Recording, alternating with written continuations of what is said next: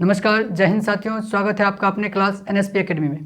साथियों, आज हम बिहार एसएससी के प्रैक्टिस सेट 6 को करेंगे। अब तक का 5 प्रैक्टिस सेट का क्लास हो चुका है। यदि आप अब तक नहीं देखे हैं और चैनल पर नए हैं तो चैनल को पहले सब्सक्राइब कर ले और बेल आइकन को दबा दें और देखें कि चैनल में एक प्लेलिस्ट है, वहाँ पर सब क्लास है, तो वहाँ से आप इसके जितने भी 5 क्लास हो चुके हैं उसको आप देखें। और आज हम 6 क्लास को हल करेंगे। 6 क्लास के अंतर्गत जितने भी प्रश्न हैं उसको हल करेंगे और देखते हैं कि आप कितने प्रश्न को हल करके आंसर करते हैं। तो कमेंट में आंसर जरूर करें और हल करते रहें साथ साथ आप भी। आज का क्लास बहुत ही बेहतरीन सवाल सब है, तो लास्ट तक अवश्य बने रहें और हल करते रहें साथ साथ। तो आएँ और देखें कि यहाँ पर फर्स्ट प्रश्न हमसे क्या किया गया है। तो हरीश के मासिक वेतन रुपये 45,000 में से 1/3 शिक्षा पर और 2/6 भोजन व अन्य आवश्यकताओं पर खर्च होता है। शेष वेतन की वह बचत करता है, बचत की राशि कितनी है। तो यहाँ पर देखें कि वह 45,000 रुपया कुल है उसके पास, 1/3 शिक्षा पर और 2/6 कहाँ पर, तो भोजन व अन्य आवश्यकताओं पर खर्चा करता है। तो एक बार क्या है कि 45,000 का वो क्या करता है, 45,000 का 1/3 जो है वो शिक्षा पर खर्च करता है और फिर क्या करता है कि 45,000 का 2/6 जो है 2/6 वह भोजन व अन्य आवश्यकताओं पर खर्च करता है। यहाँ पर देखिए आप कहेंगे कि जो 45,000 का, हाँ तो 45,000 का ही, क्योंकि यहाँ पर यह नहीं कहा गया है कि शेष का 2/6, सीधे कहा गया कि 45,000 में से 1/3 शिक्षा पे और 2/6 अन्य आवश्यकताओं या भोजन पे किया जाता है। तो 45,000 का ही 1/3 होगा और 45,000 का ही 2/6 होगा। इतना खर्च वो कर रहा है। तो यहाँ से देखिए खर्च इसका कितना हो रहा है, तो 5 3 से काटेंगे तो ये 15,000 का हो जाएगा। यहाँ पर 15,000 हो जाएगा और यहाँ पर देखते हैं तो 2 3 में 6 और ये फिर 3 से कितना हो जाएगा, तो ये हो जाएगा 15,000 हो गया। इसका टोटल खर्च कितना हुआ, तो 15,000 और 15,000 तो 30,000 तो इसका खर्च हो गया। 30,000 क्या हो गया, खर्च हो गया। तो आप ही बताएं आप बचत कितना हुआ इसका, यही पूछ रहा है बचत की राशि कितनी है। तो देखें तो 45,000 में से 30,000 वो खर्च कर लिया, तो आप ही बताएं बचत कितना हुआ। तो 15,000 का बचत हुआ। कितना बचत किया, तो 15,000 रुपये का इसको बचत हुआ। तो बचत राशि क्या है, तो 15,000। तो कहाँ है, तो बी नंबर ऑप्शन में। तो इसका राइट आंसर क्या हो जाएगा, बी नंबर ऑप्शन। देखिए आप बना रहे होंगे तो कमेंट करके बताएं और साथ साथ अवश्य बनाएं तो और अच्छा रहेगा। चलिए अब हम अगले प्रश्न को देखते हैं। तो आइए अब प्रश्न 2 को पढ़िए। तो क्या दिया हुआ है, 240 मीटर लंबी रेलगाड़ी एक खंभे को 24 सेकंड में पार करती है। यह रेलगाड़ी 650 मीटर लंबे प्लेटफॉर्म को कितने समय में पार करेगी। इस तरह से आप रेलगाड़ी अगर किसी खंभे या व्यक्ति को पार कर रहा होता है तो उस समय उसकी लंबाई और चौड़ाई को हम नहीं इसमें ऐड करते हैं, बिना ऐड किए हुए निकालते हैं। यहाँ पर हम रेलगाड़ी की लंबाई को ही पूरी लंबाई मान लेते हैं। तो यहाँ पर जैसे देखिए कि 240 मीटर लंबी रेलगाड़ी है, तो दूरी यहाँ पर 240 ही होगी। दूरी क्या हो जाएगी, 240 मीटर। और समय कितना कह रहा है, तो समय यहाँ क्या दिया हुआ है, 24 सेकेंड। 24 सेकेंड दिया हुआ है। तो यहाँ से हम क्या कर सकते हैं, तो रेलगाड़ी की चाल को निकाल सकते हैं। तो चाल बराबर क्या हो जाएगा, तो दूरी बटे में समय, दूरी बटे में समय। तो यहाँ से 240 और बटे में 24, 240 बटे में 24। तो इसको अगर हम डिवाइड करते हैं, यहाँ से विभाजित करने के बाद कितनी बार में, 10 बार में, तो ये 10 हो गया। ये क्या आया, तो चाल आया किस में, तो मीटर पर सेकेंड में। किसमें, तो मीटर पर सेकंड में चाल आ गया। अब कहता है कि रेलगाड़ी 650 मीटर लंबे प्लेटफॉर्म को पार करती है। जब प्लेटफॉर्म या सुरंग या किसी अन्य रेलगाड़ी को पार कर रहा हो तब क्या होता है कि दोनों की लंबाई जुड़ जाती है। तो यहाँ पर जैसे 240 मीटर लंबी रेलगाड़ी और प्लेटफॉर्म की लंबाई क्या है, तो 650। तो कुल दूरी यहाँ से क्या हो जाएगा, कुल दूरी जो है हो जाएगा, दोनों को जोड़ के जो आएगा हमें वो मिलेगा। तो कितना, तो 240 प्लस में 650। तो यहाँ जोड़ने के बाद 0 और 5 4 में 9 और 6 2 8, कितना हुआ, तो 890 मीटर ये कुल दूरी। अब क्या क्या रहा है निकालने के लिए, तो समय, तो दूरी हमें पता है और चाल हमें पता है, तो समय हम निकाल सकते हैं। समय बराबर क्या होता है, तो समय बराबर होता है कितना, तो दूरी बटे में चाल, दूरी बटे में चाल। तो दूरी बटे में चाल कितना है, तो चाल, दूरी बटे में चाल। तो दूरी हो गया 890 और चाल कितना है, तो 10। तो 0 से 0 यहाँ से कट जाने के बाद क्या आएगा, तो 89। तो 89 सेकेंड, 89 सेकेंड यही हो गया इसका समय कि 650 मीटर लंबे प्लेटफॉर्म को पार करने में कितना समय लगेगा, तो 89 सेकेंड लगेगा। जो कहाँ है, तो ए नंबर ऑप्शन में इसका राइट आंसर क्या हो जाएगा, ए नंबर ऑप्शन। समझ पाए होंगे। तो आइए अब हम अगले प्रश्न को देख लेते हैं। तो आइए अब देखिए प्रश्न 3 पढ़िए। क्या दिया हुआ है कि एक पाइप किसी हौज को 12 घंटे में भर सकता है तथा एक अन्य पाइप पूरे भरे हौज को 18 घंटा में खाली कर सकता है। यदि दोनों पाइप एक साथ खोल दिए जाए तो हौज को पूरा भरने में कितना समय लगेगा। तो यहाँ पर 2 पाइप है, एक पाइप भर रहा है, एक पाइप क्या कर रहा है, खाली कर रहा है।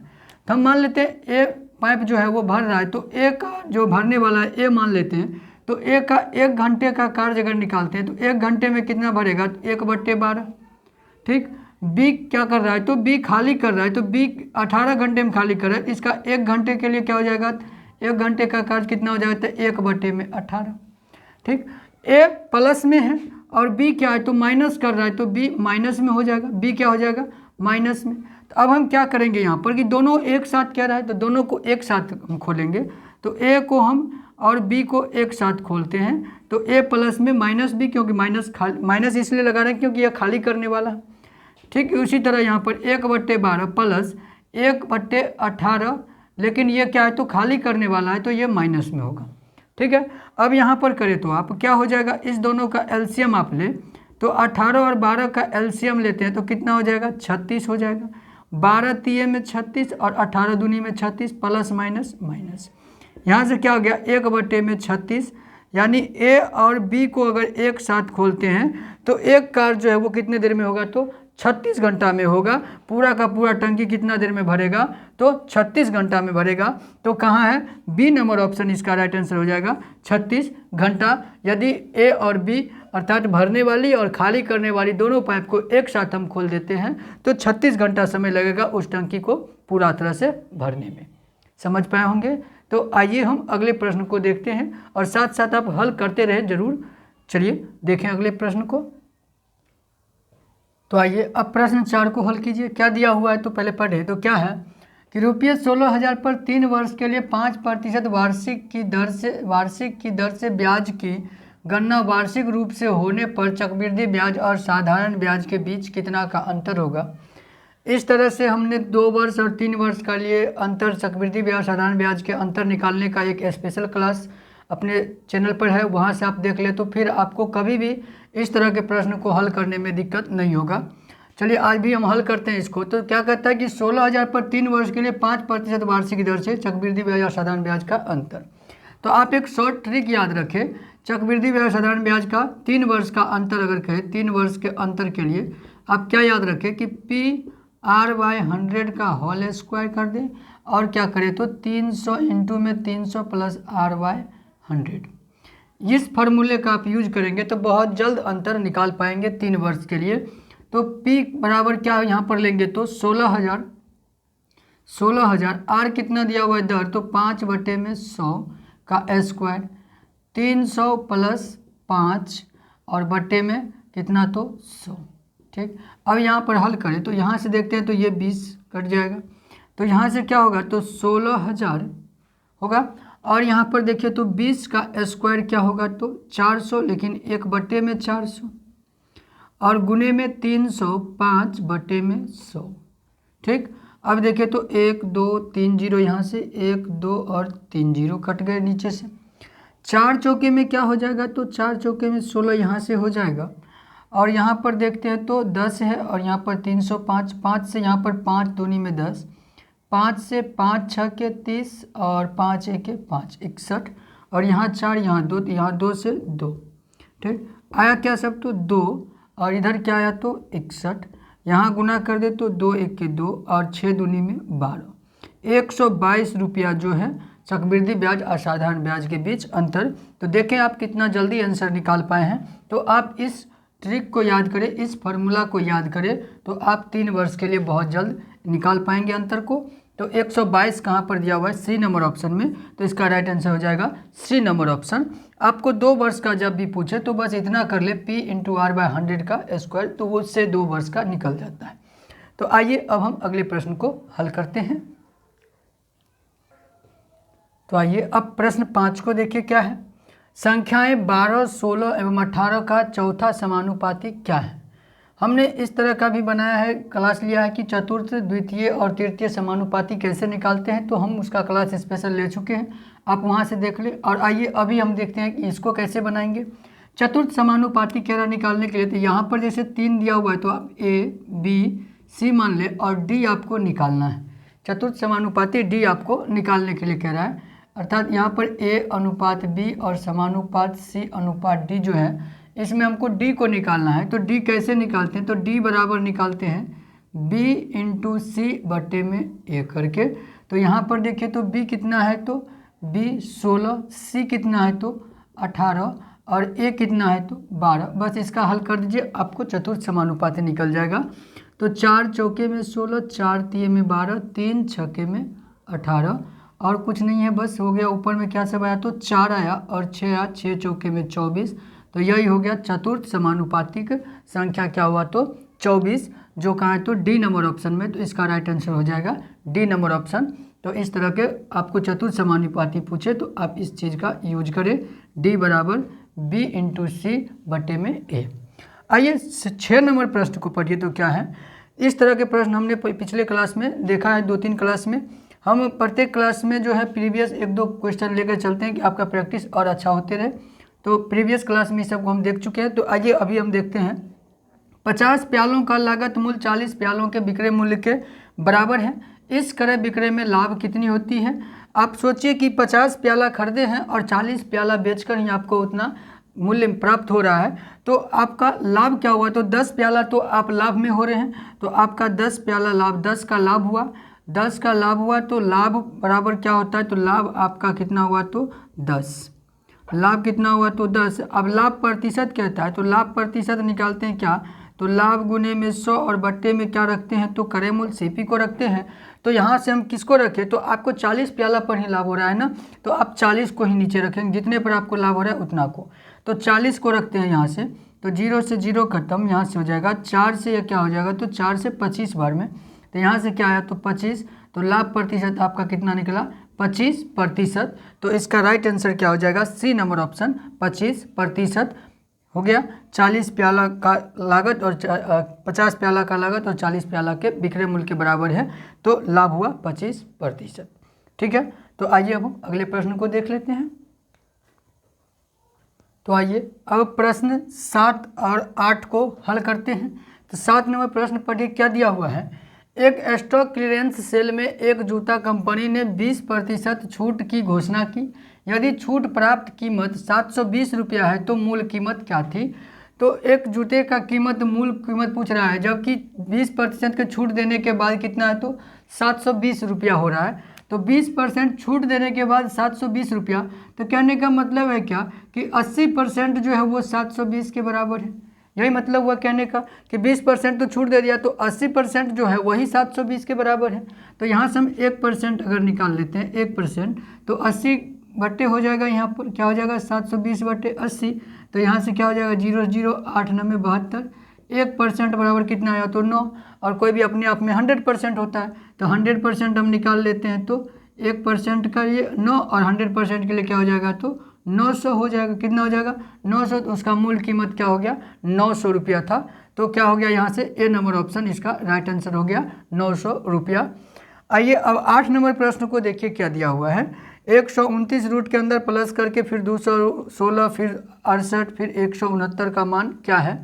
तो इस तरह के प्रश्न को कैसे हल करते हैं, तो इस तरह के प्रश्न को आप इधर से हल करें और रूट से बाहर निकालने का प्रयास करें तो ज़रूर निकलेगा। तो 169 को अगर आप रूट से बाहर करने का प्रयास करते हैं तो इसको क्या लिख सकते हैं, तो 13 गुने 13 लिख सकते हैं। तो यहाँ से क्या निकलेगा, 2 में से 1 निकालते हैं रूट से, तो 13 इसमें आके जुड़ जाएगा, यहाँ प्लस है, तो इसमें से 1 13 आके क्या होगा, यहाँ जुड़ जाएगा। जुड़ने के बाद क्या हो जाएगा, तो आप जोड़ के देखें तो 8 3 11 6 1 7 1 8 81 हो गया। फिर आप 81 को रूट से बाहर करेंगे तो कितना निकलेगा जी, तो 9। तो 9 इसमें आके क्या होगा, प्लस हो जाएगा। तो फिर इसको जोड़ेंगे हम तो क्या हो जाएगा, 225। कितना हो जाएगा, तो 225। फिर आप इसको रूट से बाहर करेंगे, 225 आया रूट में, और 225 आया, तो 225 में से हम कितना बाहर कर सकते हैं, तो 15 को निकाल सकते हैं। तो यहाँ आके कितना जुड़ जाएगा, 15। तो यहाँ जोड़िए तो अब 9 5 14 और 2 1 3 1 4 और 144 हुआ। फाइनली हमें रूट के अंदर कितना मिला, तो 144 रूट में मिला। रूट में क्या आया, तो 144। अब बताइए, अब 144 को रूट से बाहर क्या लिख सकते हैं, तो रूट हटाएंगे तो रूट से बाहर हम क्या कर सकते हैं, इसको 12 को निकाल सकते हैं। तो क्या आया, तो फाइनली हमें 12 इसका मान आया। तो इसका आंसर क्या हो जाएगा, बी नंबर ऑप्शन 12 हो जाएगा। इस तरह का प्रश्न देखें तो आप इधर से निकालने का प्रयास करें तो अवश्य निकल पाएगा और बना लिए हुए होंगे आप। ठीक है, तो आइए अब हम अगले प्रश्न को देख लेते हैं। तो आइए अब प्रश्न 9 का हल करें। तो क्या है यहाँ पर, प्रश्न को देखें पहले। तो एक वर्ग की भुजा 10% बढ़ा दी जाती है, इसका क्षेत्रफल कितना प्रतिशत बढ़ जाएगा। तो इस तरह के प्रश्न को कैसे करते हैं, तो समतुल्य बढ़ोतरी करके हम निकाल लेते हैं। तो यहाँ पर समतुल्य अगर हम करते हैं, इसका बढ़ोतरी करते हैं प्रतिशत में, तो क्या दिया हुआ है, तो 10% दिया हुआ है। फिर इसमें हम क्या करेंगे, 10% बढ़ा देंगे और फिर समतुल्य को हम कैसे निकालते हैं, तो 10 + 10 प्लस में 10 × 10 और बट्टे में 100। बस इस तरह से आप निकाल लें, बहुत जल्द निकल जाएगा। फिर आप ए भुजा मानकर उसका क्षेत्रफल निकालेंगे, फिर उसमें 10% वृद्धि करके वो उतना करने की जरूरत नहीं है। आप बस इस तरह से निकालें कि समतुल्य के लिए जैसे हम निकालते हैं a + b और यहाँ पर जैसे a × b/100 करके निकालते हैं, तो ए बी आप दोनों इसी को मान ले। तो 10 + 10 प्लस 10 × 10 बट्टे में 100 करके निकाले तो 10 10 क्या हो गया, 20 और प्लस में यहाँ से देखें तो कितना आ जाएगा, 1 × 1 बचेगा तो 1, तो क्या आ गया यहाँ से 21। तो यहाँ से उसके क्षेत्रफल में वृद्धि निकल गया, कितना होगा, तो 21% की वृद्धि हो जाएगी उसके क्षेत्रफल में। तो कहाँ है, तो सी नंबर ऑप्शन, इसका right answer c number option हो जाएगा। इस तरीके को आप अगर फॉलो करते हैं तो बहुत जल्द इस तरह से निकाल पाएंगे। आइए अब 10 नंबर प्रश्न को पढ़िए। क्या है, एक व्यक्ति अपने पुत्र से 24 वर्ष बड़ा है, 2 वर्ष बाद उसकी आयु दोगुनी हो जाएगी। पुत्र की वर्तमान आयु क्या है। हम मान लेते हैं पुत्र की वर्तमान आयु जो है, पुत्र की वर्तमान आयु को हम मान लेते हैं x। पुत्र की वर्तमान आयु हम x वर्ष मान लेते हैं, x वर्ष। तो क्या कह रहा है कि एक व्यक्ति अपने पुत्र से 24 वर्ष बड़ा है, तो वो जो व्यक्ति है इसका पिता जो होगा वो पिता क्या है, तो पिता इससे 24 वर्ष बड़ा है, तो x + 24 वर्ष हो गया पिता की आयु। ठीक, अब क्या कहता है, तो 2 वर्ष बाद कहता है, तो 2 वर्ष बाद कहता है, तो आप 2 वर्ष बाद आप निकालें तो पुत्र क्या हो जाएगा, 2 वर्ष बाद, तो पुत्र की आयु हो जाएगी x + 2 वर्ष। ठीक, और पिता की आयु क्या हो जाएगी, तो पिता की आयु हो जाएगी कितना, तो x और 24 में 2 जोड़ देंगे तो कितना, 26, तो x + 26 वर्ष हो जाएगा। और क्या कह रहा है, 2 वर्ष बाद जो है उसकी आयु दोगुनी हो जाती है, पिता की आयु जो है वो पुत्र की आयु की दोगुनी के बराबर हो जाती है। तो कहने का मतलब है कि x + 2 का दोगुना हो जाता है, ये दोगुना हो जाता है, तो क्या हो जाता है, x + 26 बराबर में आ जाता है। तो इसको यहाँ से हल करेंगे तो क्या हो जाएगा, 2x प्लस में 2 दूनी 4 बराबर में x + 26। इधर हम x को माइनस कर लेंगे 2x में से, तो x बच जाएगा और उधर ये चला जाएगा, 26 में से 4 घट जाएगा तो क्या आ जाएगा, 22। x बराबर कितना निकला, 22। और जो हम माने क्या थे x को, तो पुत्र की वर्तमान आयु, तो निकल गया पुत्र की वर्तमान आयु x निकला, मतलब क्या, तो पुत्र की वर्तमान आयु कितना, तो 22 वर्ष, जो कहाँ है, तो बी नंबर ऑप्शन में है। तो इसका राइट आंसर हो जाएगा बी नंबर ऑप्शन, पुत्र की वर्तमान आयु 22 वर्ष। तो साथियों आज के लिए यही सब प्रश्न थे। तो आप कमेंट करके बताएं कि आपने कितने प्रश्नों को सही हल किया, अवश्य बताएं। और चैनल पर नए हैं तो आप चैनल को सब्सक्राइब कर ले और बेल आइकन को दबा दें ताकि आपको प्रत्येक वीडियो का नोटिफिकेशन मिलता रहे। तो आज के लिए यहीं तक, जय हिंद, धन्यवाद।